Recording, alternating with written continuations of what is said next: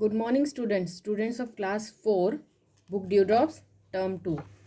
हम एसएसटी का लेसन पढ़ रहे थे अबाउट वाटर रिसोर्सेज। तो वीडियो बीच में बंद हो गया था, अब हम आगे कंटिन्यू करेंगे। Take out page number 192। Tubewells. At times the underground water और the level of water table is very low. कभी कभी क्या होता है, अंडरग्राउंड वाटर जो होता है या फिर पानी का जो लेवल है बहुत नीचा चला जाता है। And it can not be reached by digging a well.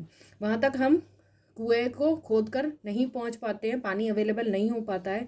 In such cases machines are used and water is made available with the help of electric pumps. तो इस केस में मशीन्स यूज़ की जाती है और उनसे इलेक्ट्रिक पंप्स लगाए जाते हैं और उससे पानी अवेलेबल किया जाता है। Tubes are laid and water is brought to the surface with the help of the motor. तो मोटर से ट्यूब्स अंदर डाले जाते हैं और पानी को ऊपर लाया जाता है with the help of motor. Tube wells are used in Punjab, Haryana, Uttar Pradesh and Gujarat. तो इन स्टेट्स में है जो ट्यूब वेल्स ज़्यादा मिलती है, पाई जाती है, यूज़ की जाती है। Tanks. In southern plateau using tanks is a popular way of storing rain water. तो सर्दर्न प्लेट्यू में, सर्दर्न साइड में टैंक्स को यूज़ किया जाता है फॉर स्टोरिंग रेन वाटर, क्योंकि वहाँ पर बारिश बहुत से लो लाइंग एरियाज भर जाते हैं। Wells can not be dug here because the ground is very hard. वहाँ पर कुएँ नहीं खोदे जा सकते हैं, ट्यूबवेल्स नहीं की जाती है, क्योंकि वहाँ की जो ग्राउंड है वो बहुत हार्ड है। The rain water फिल्स up low lying areas. तो जो पानी होता है वो निचले एरियो में भर जाता है। These are called tanks. तो वहाँ पर टैंक्स जो बनाए जाते हैं जिसमें वो रेन वाटर को फिल करके रखा जाता है, जिससे वो फर्दर यूज़ के काम आता है। Irrigation done with the help of these tanks is called tank irrigation. तो फिर बाद में ये खेती बाड़ी के काम में इस्तेमाल किया जाता है, इसलिए इन्हें टैंक इरीगेशन भी कहते हैं। MCQs। Dash are an important source of underground water. तो अंडरग्राउंड वाटर का इम्पॉर्टेंट सोर्स है wells. Which of the following is used in the area of low water table. तो लो वाटर टेबल होता है तो हम ट्यूबवेल्स खुदवाते हैं, boring करवाते हैं। At home we need clean water for cooking, drinking, washing and bathing. तो हमारे घरों में हमें साफ़ पानी की ज़रूरत होती है for cooking, drinking, washing, bathing and daily household work. We get water supply through taps. हमारे घरों में नलों से पानी आता है। In villages people get water through tanks, ponds, wells and even hand pumps. तो गाँव में के लोगों को पानी टैंक से, पॉन्ड से, वेल से, कुओं से, हैंडपम्प से अवेलेबल होता है। Handpumps are use to take out underground water.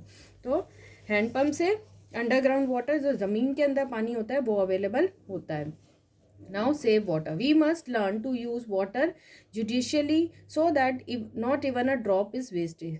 तो हमें ये सीखना होगा कि हम पानी को बहुत प्रॉपर तरीके से यूज़ करें, जिससे पानी का एक बूंद भी वेस्ट ना हो। Saving water is called the water conservation. और इसी पानी को सेव करने को हम वाटर कंजर्वेशन कहते हैं। We can conserve water in following ways. हम बहुत तरीके से पानी को सेव कर सकते हैं। When rain water is stored in tanks and underground reservoirs, then it is described as rain water harvesting. तो जब रेन वाटर को कलेक्ट किया जाता है, स्टोर किया जाता है टैंक्स में, और अंडरग्राउंड रिजर्वायर्स मतलब अंडरग्राउंड टैंक्स वगैरह भी बनाए जाते हैं बड़े बड़े, जो इसमें पानी स्टोर किया जाता है, उसको हम रेन वाटर हार्वेस्टिंग कहते हैं।